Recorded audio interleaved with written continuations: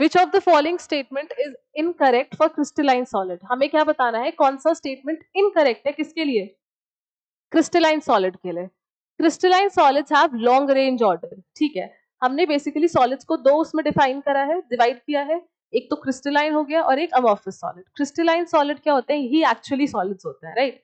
उसके लिए हम क्या बोलते हैं, जो अरेंजमेंट होता है एटम्स का, वो अरेंजमेंट पीरियोडिकली रिपीट होता है पूरे क्रिस्टल में, है ना? जो भी अरेंजमेंट होगा कॉन्स्टिट्यूएंट एटम्स का या पार्टिकल्स का, that will be periodically repeated over the entire crystal.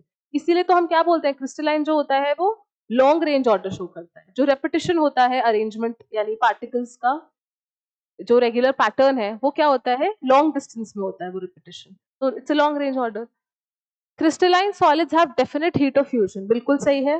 जो क्रिस्टलाइन सॉलिड्स होता है उनका हीट ऑफ फ्यूजन जो होता है वो डेफिनेट होता है। Crystalline solids are isotropic in nature, ये इनकरेक्ट है।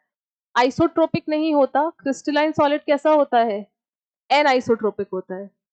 इसका मतलब अगर हम कोई भी फिजिकल प्रॉपर्टी, फॉर एग्जांपल हम इलेक्ट्रिकल कंडक्टिविटी हो गई, या फिर थर्मल कंडक्टिविटी हो गई, या फिर इलेक्ट्रिकल, क्या बोल रही हूँ,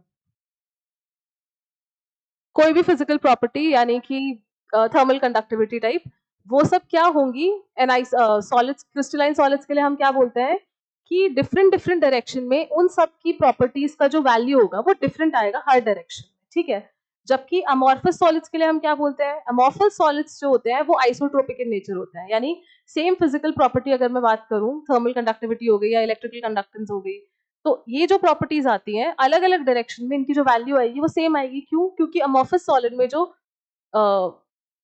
अरेंजमेंट है एटम्स का या कॉन्स्टिट्यूएंट पार्टिकल्स का, वो रेगुलर तो है नहीं, वो तो कुछ भी पैटर्न बना रखा है, तो उसमें अलग अलग डायरेक्शन में जो वैल्यू आ रही है वो सेम आएगी। जबकि क्रिस्टलाइन सॉलिड्स में ये जो फिजिकल प्रॉपर्टीज है, सेम फिजिकल प्रॉपर्टी की जो वैल्यू है अलग अलग डायरेक्शन में, दैट विल बी डिफरेंट।